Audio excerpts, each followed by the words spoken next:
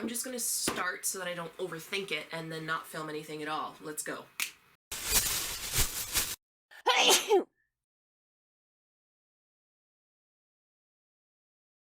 Hi everyone and welcome back to the Green Dragon channel.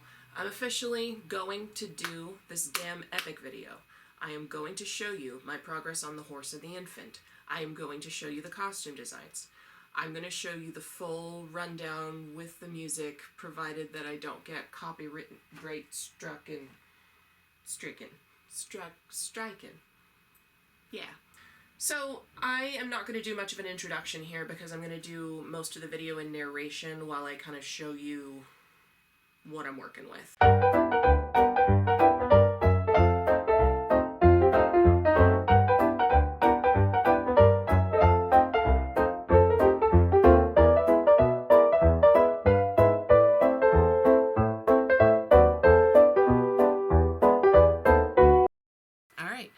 Here you can see that I have decorated the proscenium arch with waves and a couple of cherubs blowing clouds.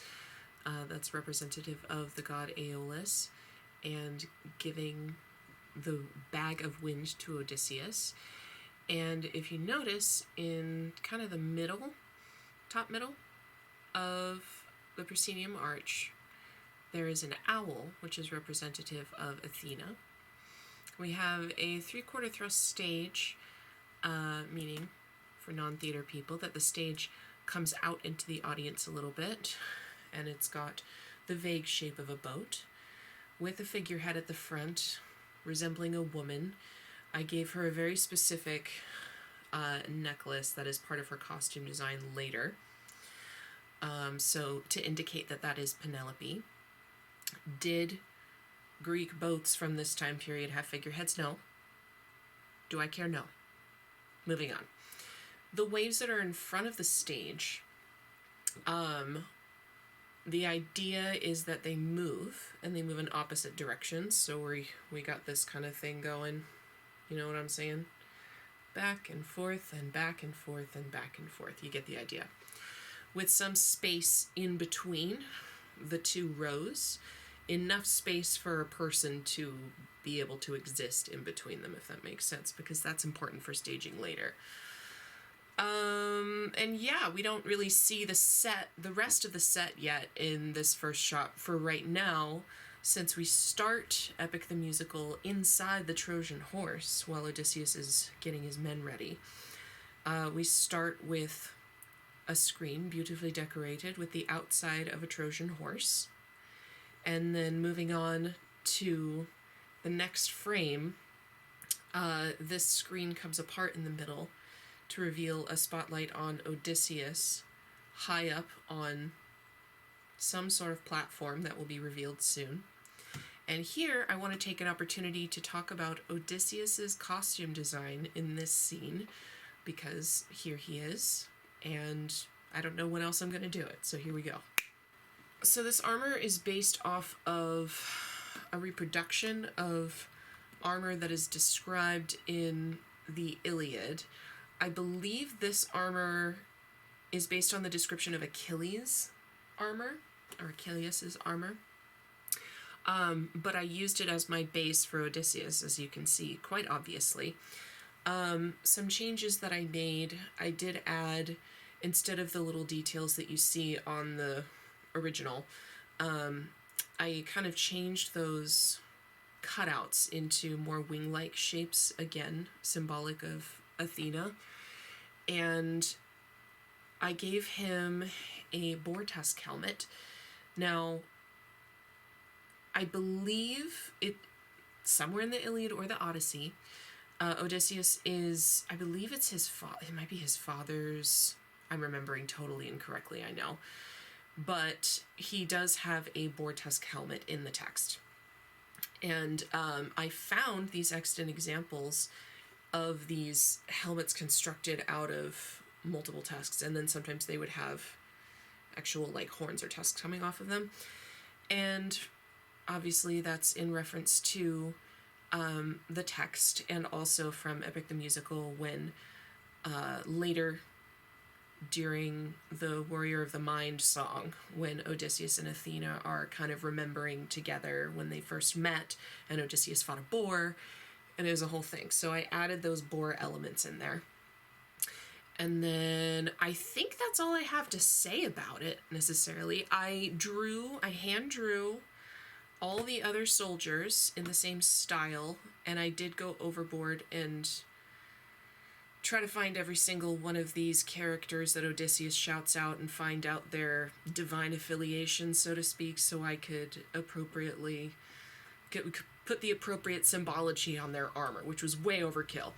I'm not going to show them to you because I don't like how they turned out as much as Odysseus's did, but I will keep them on the set. None of this is AI, all of this is done by hand.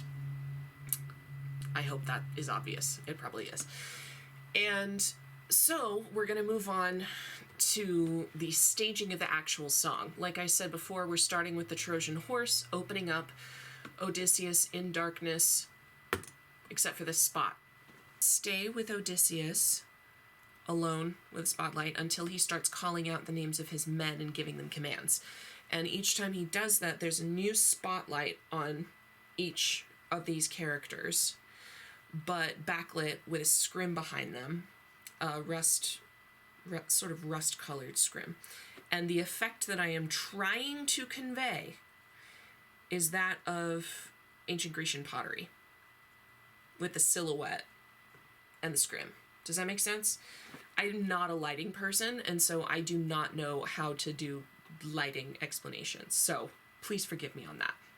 But again, every time he calls out a name, moving lights to where we can see the individuals. And then on the second, what do you live for? What do you try for? What do you wish for? What do you fight for? When the men sing that together, the lights don't come up per se, it's everybody's still backlit, but you can see everybody all at once with the silhouetted against the rust color. And then a very quick transition to Odysseus alone once more, except now the background is blue. Now, this whole sequence is really heavily inspired by Gigi's animatic of The Horse and the Infant, and I noticed throughout a lot of the animatics, many of the artists play a lot with warmer and cooler tones in different thematic ways. And I really like that, but it's not necessarily consistent across artists, so I'm going to try to keep it consistent in my own design of the whole thing. So in general, warmer colors, warmer reds and oranges and yellows, tend to be more representative of the harsh reality of life during this time period and in the horrible situations that Odysseus finds himself in. And blue and cooler tones tend to represent more of the divine, dreams, supernatural, mystical, etc., etc. So that's why the scrim is blue.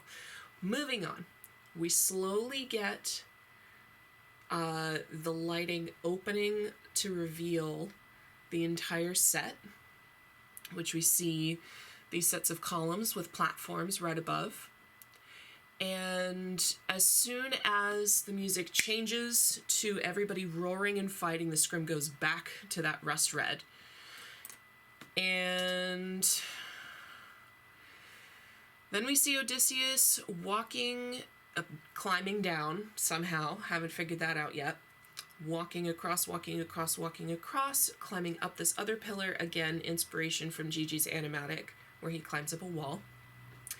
Ends up on the top there, and suddenly, psh, Zeus, lightning.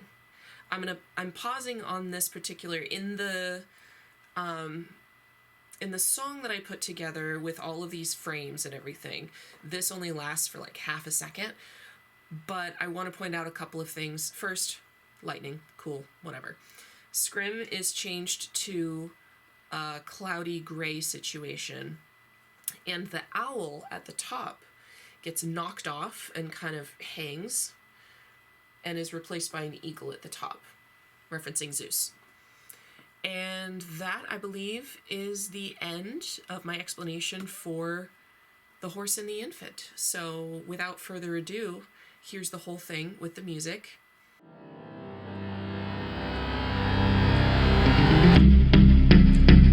Alright, my brothers, listen closely.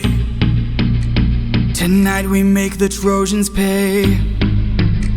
10 years of war, they killed us slowly, but now we'll be the ones who slay.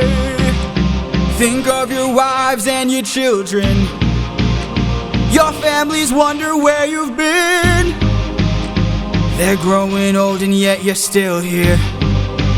Do what I say and you'll see them again. Yes, sir! Diomedes will lead the charge. Agamemnon will flank the guards. Menelaus will let our mates through the gates to take the whole city at large. Teucer will shoot any ambush attacking. Little Ajax will stay back. Nestor, secure Helena, protect her. Neo, avenge your father, kill the brothers of Hector. Yes, sir! Find that inner strength now. Use that well of pride. Fight through every pain now. Ask yourself inside, what do you live for? What do you try for? What do you wish for? What do you fight for? What do you live for? What do you try for? What do you wish for? What do you fight for? Penelope, Penelope, and Telemachus. I fight for us. I fight for us. What do you live for? Penelope, What do you try for? Telemachus. What do you wish for? I'm on my way. What do you fight for? Attack!